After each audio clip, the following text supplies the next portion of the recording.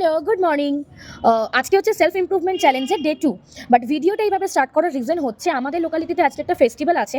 সেটা হচ্ছে শীতলা মায়ের স্নানযাত্রা উৎসব। তো এই ফেস্টিভ্যালটাতে আমি বেসিক্যালি পুজো দেওয়ার জন্য উপোস করি। গত কয়েক বছর ধরে করছি।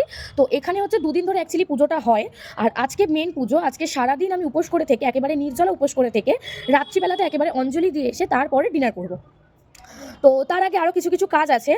বিকেলবেলাতে পুজোটা হবে, তো কাজগুলো সেরে নিয়ে আর অবশ্যই তোমাদের সাথে শেয়ার করব। ফাইনালি বিকেলবেলাতে বেরিয়ে পড়লাম পুজোর উদ্দেশ্যে। এই যে সন্ধ্যেবেলা এখন হাঁটছি, তারপর মাকে কাঁদ দেবো। মাকে বেসিক্যালি এইভাবেই কাঁদ দেওয়া হয়, মাকে এইভাবেই কাঁদ দিতে হয়।